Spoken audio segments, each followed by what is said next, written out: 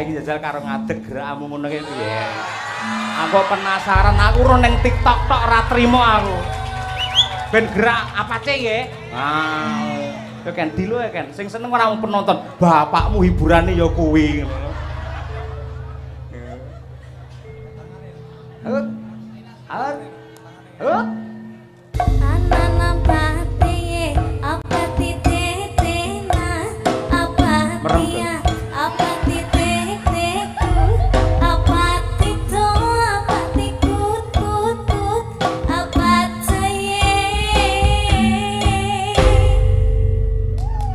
Anana apa? Wah iso boyokku malah pedhot ngono.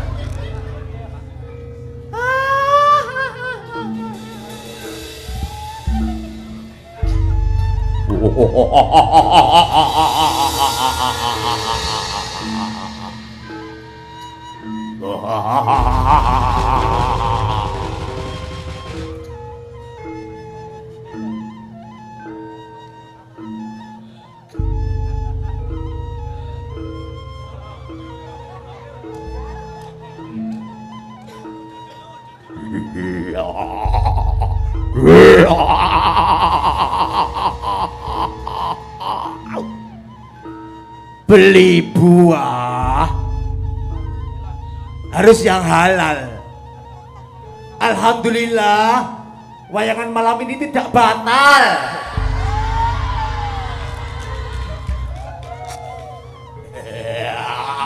Alhamdulillah. Sik ngancing cangkeme ra iso mingkem. Wis jan nyambut gawe angel ya ramu.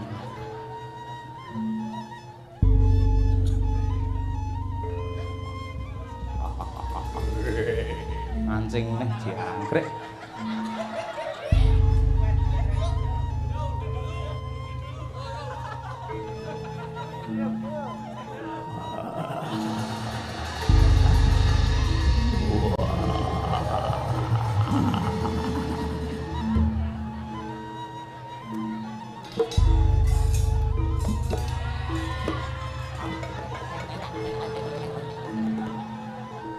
Namamu siapa?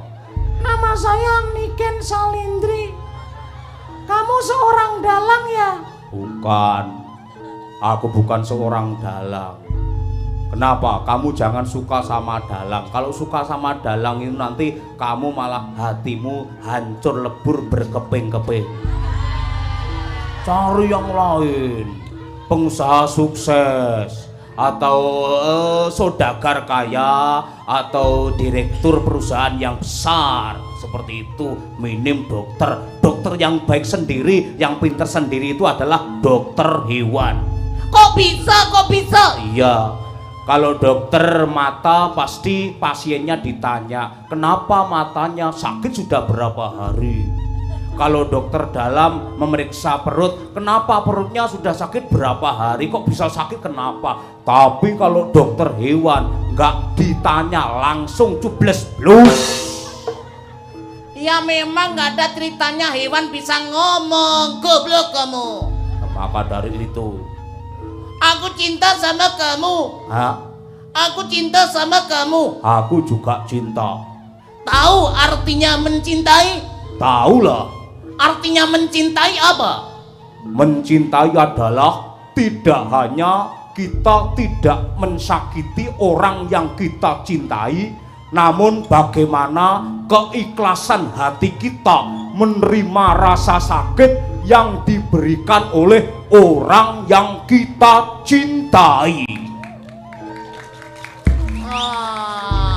Kamu pintar sekali.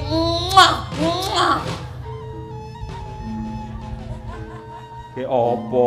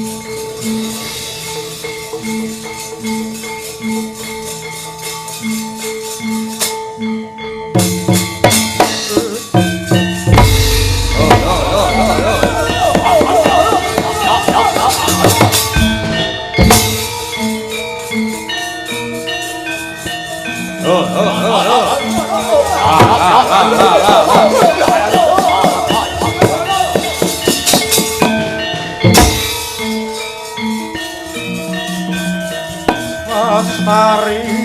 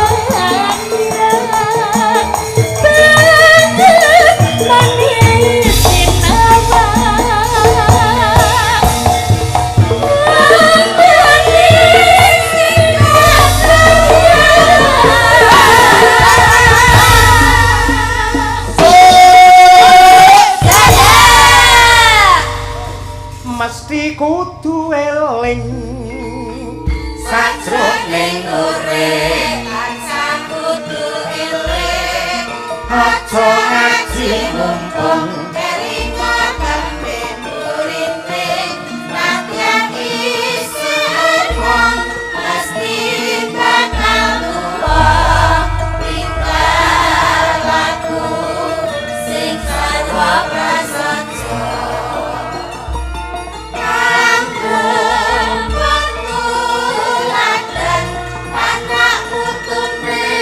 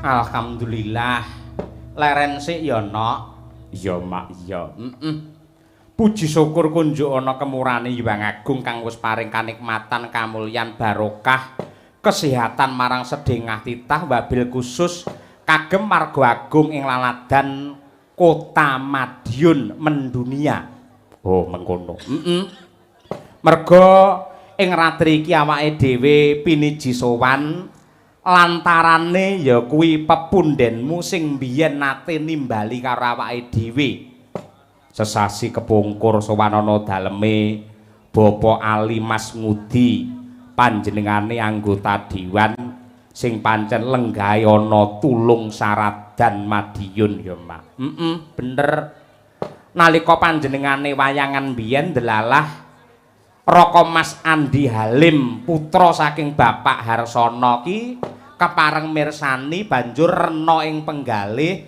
mituhu kang dadi pangandikane Pak Ali ayo kapan peresmian Hotel Merkur mengko wayangan tak golekne dalang kancaku kuwi ngendikane Pak Ali Alhamdulillah ripalungguhan iki wis kelakon dadi bukti aku sak kanca Madangkara bisa sowan ana ing pinggir dalan utawa tengah dalan sak ngajenge Hotel Merkur ingkang mapan ana ing Kota Madiun. Oh mengkono. Uga ngaturake panuwun marang Sukses Jaya Group sing nyatane diayomi dipandhegani karo pepundhenmu Bapak Harsono Lukita karo Ibu Eli ya, Mak. Pancen kaya mengkono.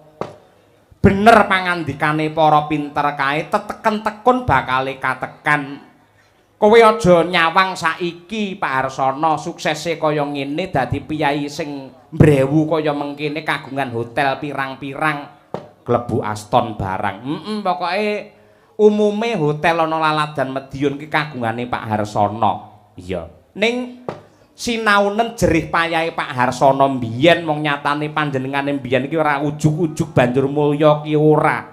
Iya. Diwiwiti saka rekoso buka toko bangunan cilik-cilikan dodolan paku, baut lan sak piturute. akhirnya bisa duwe apa kuwi jenenge perusahaan ya kuwi semen sing kokoh sing diarani ya kuwi semen dinamik, produk semen Indonesia ya serbaguna untuk segala kebutuhan. Mula raneh ramoka lamun to Hotel Merkur ki kokoh santosa megah kaya mengkono merga semene iki nganggo semen dinamik kagungane Pak Harsono dhewe. Oh ngono. Ya merga saka kerja kerase lan uga tansah nyuwun marang Purbane Hyang Agung kompak karo Bu Eli sinengkuyung dening putra ingkang cacahe ana 3 dipandhegani karo Mas Andi Halim. Nyatane bisa dadi piyayi sing sukses kaya mengkene tur dasare bermanfaat. Iya mak iya. Kaya mengkono kuwi. Sing becik ya kaya ngono kuwi lho, Nduk. Nadyanto panjenengan iki nuwun sewu ora kok ngalembono bisa menjadi orang terkaya di Kota Madiun mendunia, namun kehebatan Bapak Harsono tidak pernah melepaskan, tidak pernah lupa dan selalu cinta terhadap budaya seni tradisi wayang. Itu hebatnya Pak Harsono. Ngono ya yo. Kaya mengkono mula raneh ramoka barengi tasakuran peresmian hotel panjenengane ya kepareng wayangan. Ya. Dasare entuk pangestune Bapak Wali Kota Madiun terpilih Bapak Maidi. Sore mau Pak Maidi wis kepareng telepon karo awake dhewe paring dawuh ora bisa ngrawuhi diwakili karo Ibu. Iya. Karo Ibu Wali.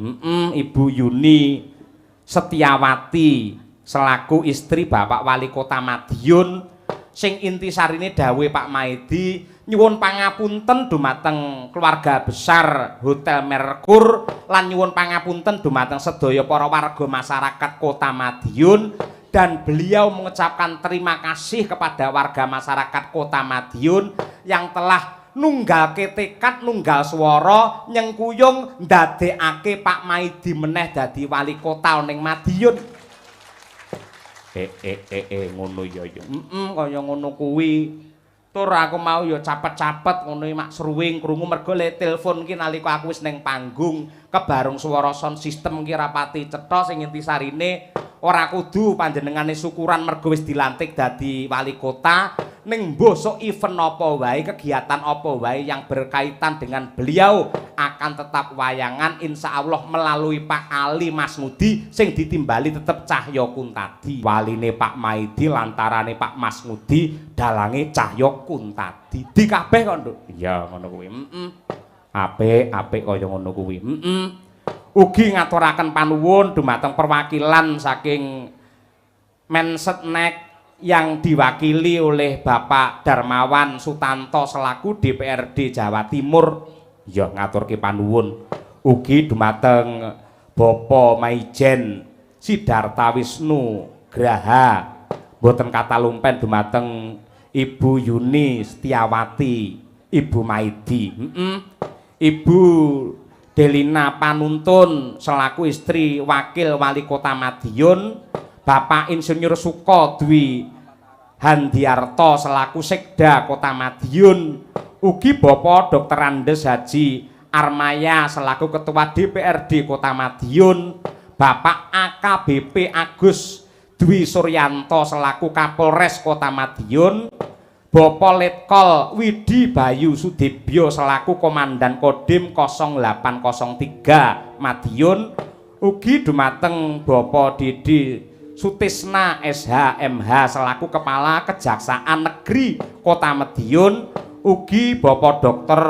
Budi Haryanto SHMH selaku Kepala Pengadilan Negeri Madiun, jajaran Forkom Pimkot utawa ndak. Wah iya, seluruh kepala dinas OPD ing Kota Madiun ya, Mak. Kaya mengkono sing intisarine ngene kok, no. Hotel Merkur di Kota Madiun memadukan desain modern dan budaya lokal yang nyaman, ideal untuk bisnis berlibur dan memiliki berbagai fasilitas kayata ruang pertemuan kontemporer, ballroom yang luas, restoran yang bersih dengan hidangan lokal dan interlokal yang higienis lezat, serta para tamu bisa menikmati bar, kolam renang, pusat kebugaran, spa, yang semua fasilitas tersebut untuk kepuasan dan kebahagiaan para tamu. Iya, mula aku kelawan kowe selaku seniman ngaturake panuwun ingkang tanpa upama marang Hotel Merkur, marang Bapak Harsono ingkang sampun kersa tresnani lan nglestarekake budaya wayang. Kok ngono sebabe apa? Ngene, Nduk. Merga pagelaran wayang kuwi nuwun sewu, kejaba mbutuhake anggaran sing ora sithik. Pertunjukan wayang kuwi perlu persiapan sing mateng, ya kudu nyawisake papan sing jembar lan properti sarana prasarana sing akeh kaya ngene. Mula jaman saiki wis rada suda piyai hajatan nanggap wayang merga sing kudu disiapake semono akeh tur anggarane semono gedene. Mula wayang bisane tetep urip kejaba ditresnani karo masyarakat ya kudu antuk katresnan saka pengusaha gedhe lan uga saka pemerintah. Iya. Nah, bab kebijakan efisiensi anggaran jane kuwi apik, Nduk. Jane kuwi becik, nuwun sewu. Ning ya kudu teliti, kudu permati, kudu ngati-ati, aja nganti digebyah uyah, aja nganti kabeh anggaran dipangkas. Iya apa? Kegiatan hiburan dianggap foya-foya yang boros anggarannya itu tidak boleh, namun seharusnya kehadiran seni tradisi jangan dianggap hiburan semata, namun seni tradisi adalah warisan leluhur yang menjadi roh jati diri bangsa yang pemerintah dan semua masyarakat wajib untuk merawat dan melestarikannya. Maka dari itu pemerintah harus mempertimbangkan eksistensi seni tradisi, jangan salah sasaran. Semoga, Nduk, semoga Hotel Merkur nanggap wayang ini menjadi salah satu contoh dan pijakan yang baik. Selain melestarikan budaya juga menyuguhkan hiburan yang bermakna dan bisa dinikmati oleh semua kalangan. Maka dari itu mari kita berdoa bersama semoga Hotel Merkur dan Sukses Jaya Group selalu diberi kelancaran, kesuksesan serta senantiasa mendapatkan berkat, rahmat dan hidayah dari Tuhan yang Maha Esa. Amin, amin ya robbal alamin. Kaya ngono kuwi.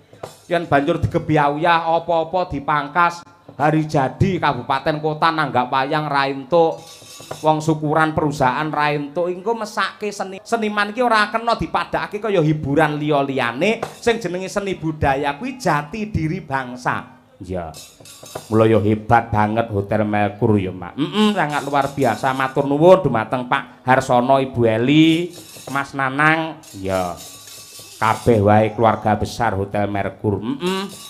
Ora mung Hotel Merkur lan keluarga besar Pak Harsono, sumrambahipun para warga masyarakat ingkang tumplek-blek tresnani dumateng budaya wayang, mugi-mugi sedaya tansah pinaringan hayu lan rahayu durga mendhak kala sirna yuwana basuki, sedaya tansah pinaringan murah sandang pangan, pinaringan tentrem lahir batin, slamet donya tekan akhir. Allahumma amin. Hasbunallah wa ni'mal wakil.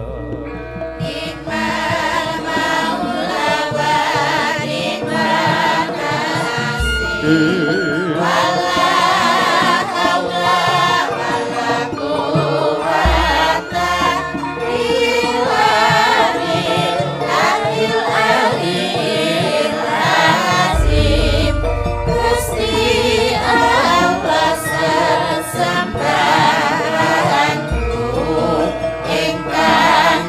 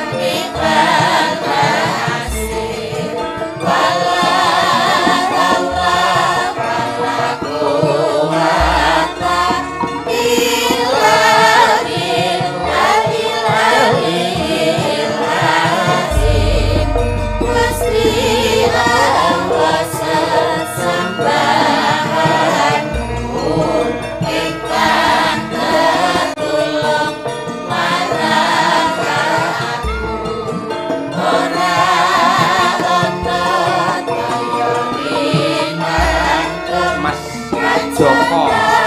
saking Allah kang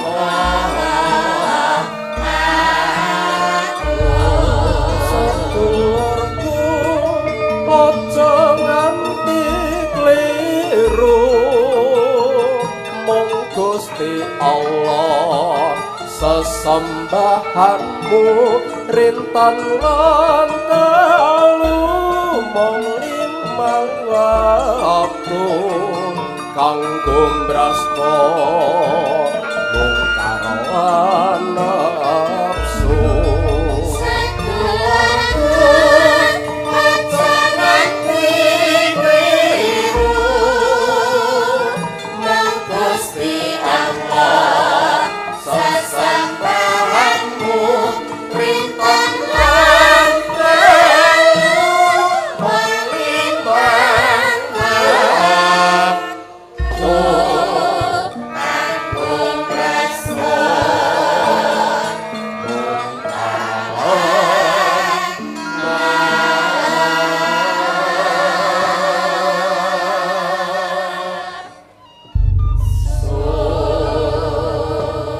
Sadurunge ngaturake lelagon iki ana dawuh pengumuman tolong mobil dengan nomor polisi AE 1432 CF dipindah sebentar karena mobil di depannya mau keluar.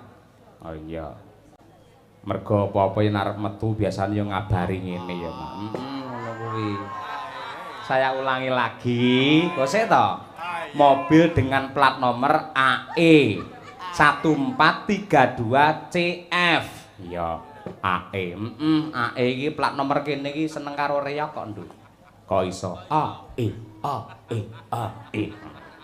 Iya, monggo dipindah. Matur nuwun. Nggih pemanasan mumpung ketemu karo anak wedok. Wis suwi ora ketemu. Wah iya. Iki seni mati multi talenta.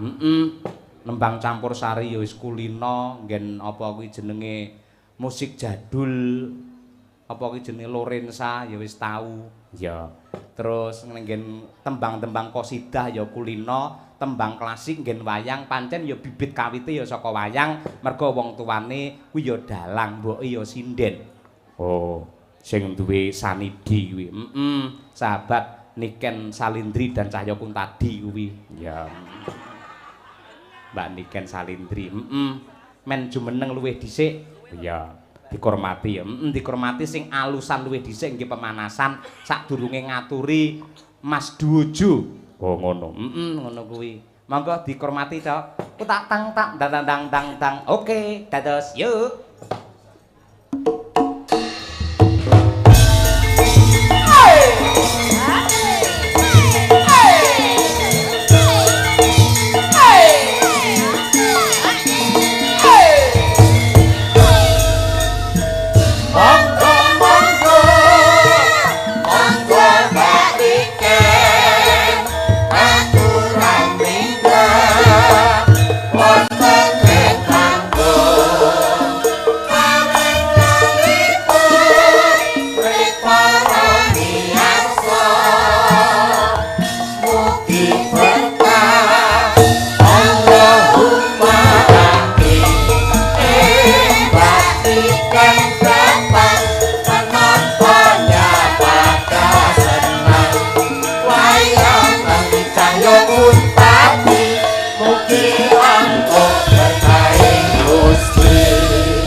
Para fan-fan beratnya nyuwun tepuk tangan yang meriah untuk Niken Salindri hadir di tengah-tengah kita. Ayo. YouTube kuwi bareng enek Niken penontonnya nganti 7.000. Wah, tenan. Mongko lek renek Niken iki gur 250. Ayo. Luar biasa. Halo, assalamualaikum Cahayu. Waalaikumsalam, Bapak. Aduh, bapak nganti kangen nganti lek turu ngimpi-impi ketemu sampean tenan. Mila. Tenan kuwi serius. Aku iki rumangsaku iki pas Itu kata-kata buat menyenangkan hatiku apa kata-kata modus? fakta, aku sumpah pocong wani lek iki tenan. Aku iki tau arep mayang ning ndi Bukesi Ngawi apa ngendi kae. Lah gandeng nggen transite iki ora ana nggone, aku iki turu ning mobil. Aku turu rumah saku sampean teko wis gelungan kaya ngono kuwi nggugah aku. Pak, Bapak, tangiyo. Aku ya tangi, ning sing tangi dudu mripatku. Lah opane, Pak? Atiku gumregah mergo arep mayang bengi kuwi ngono lho. Atine kegugah gara-gara tak gugah kuwi mau ya, Pak ya. Ngono kuwi. Kuwi fakta, tahu tenan aku ngimpi kaya ngono kuwi. Salim dulu. Salim dulu.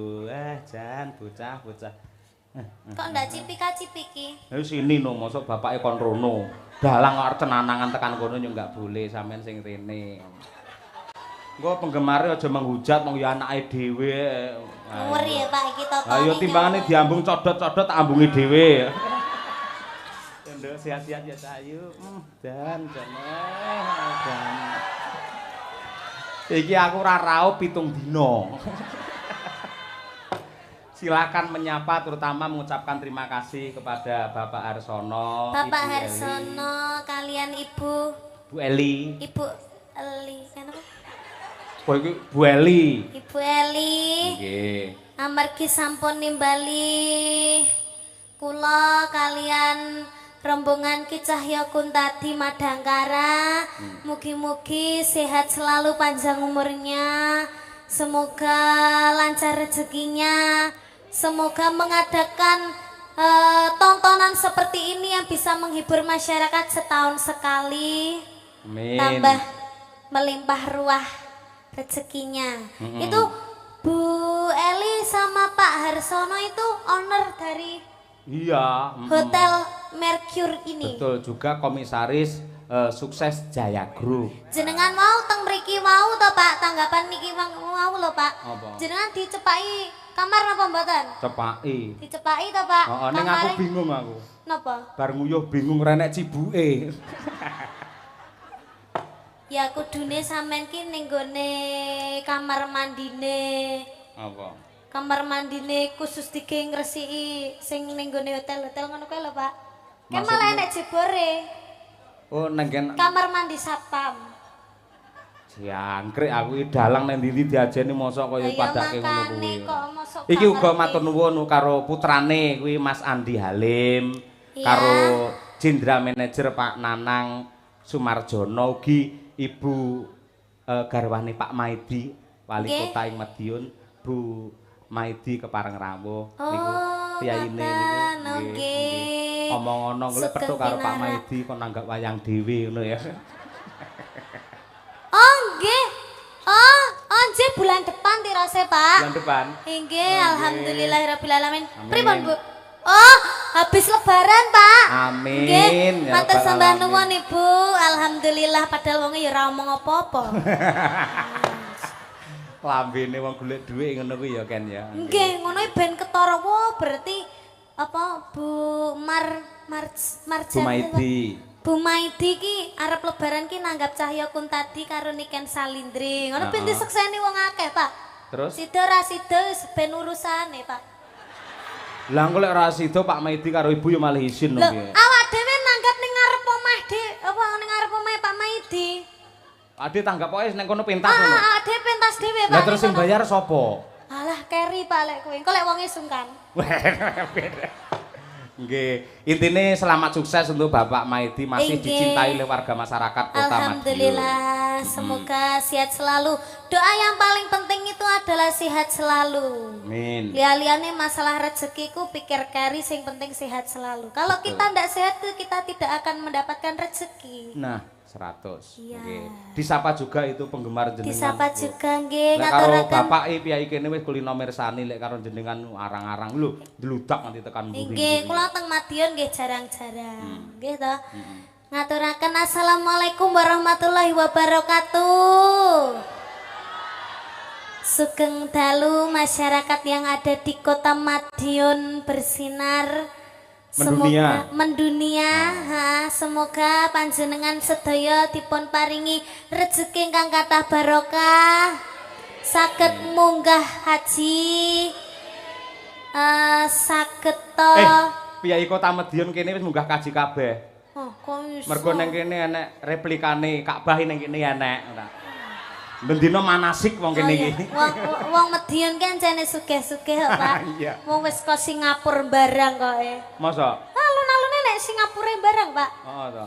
Heeh. Sing anyel aku mau lho. Lah nek Apa? palang sepur to uwi iki nutup. Kuwi mobilku nang kene. Lah kok sepure liwat mburine mobilku to, Pak.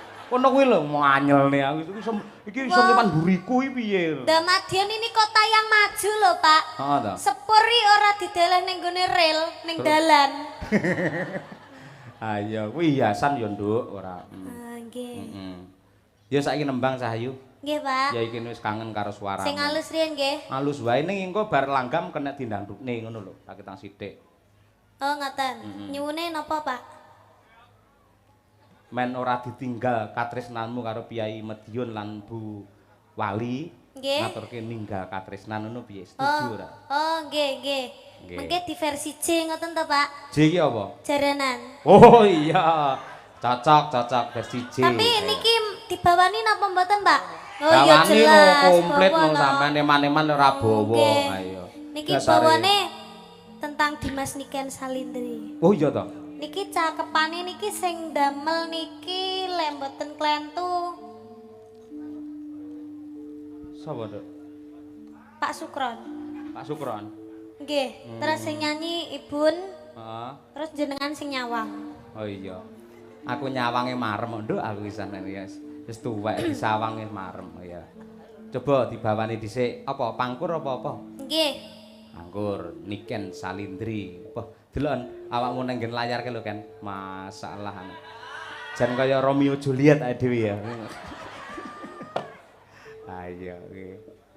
Ya Nduk, Niken Salindri. Ya.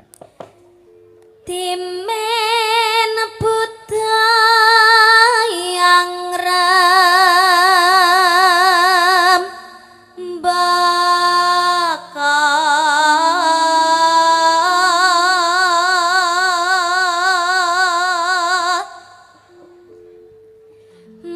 masih nangling cahyane raka eksi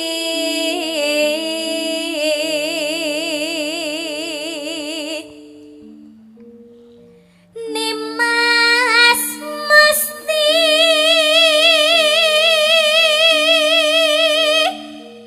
kaning jantong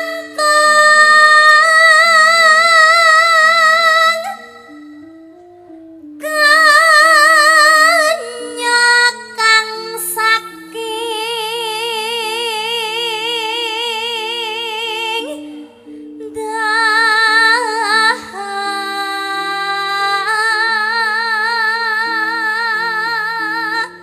Sa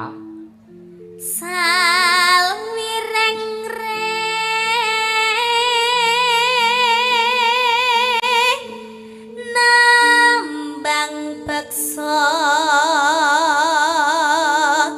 waska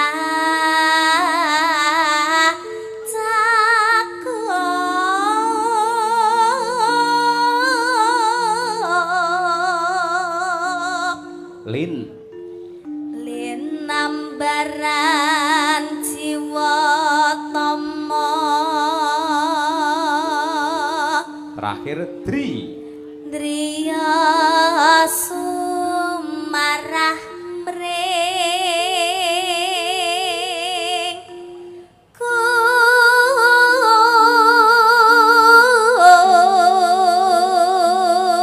Gusti.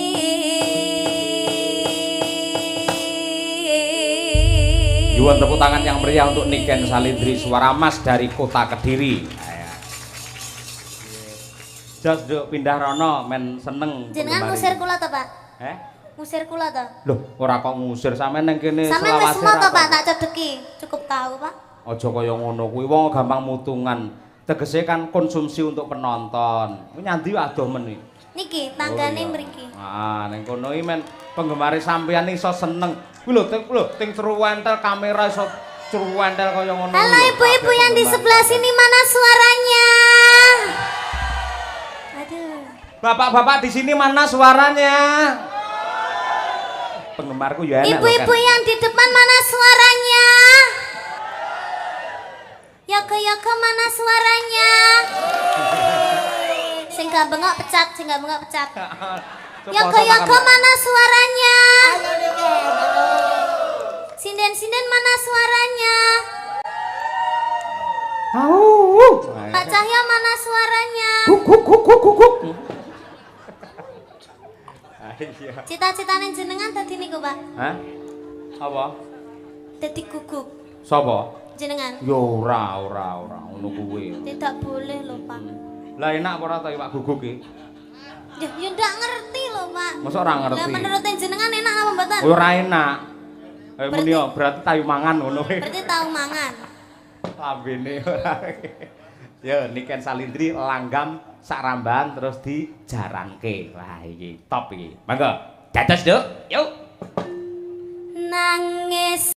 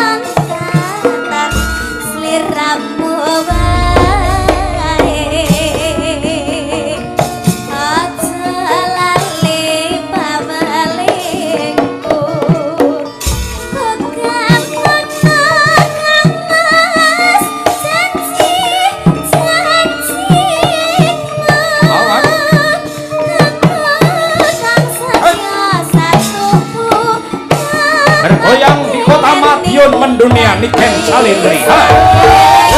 Aduh, boleh keringet kayu.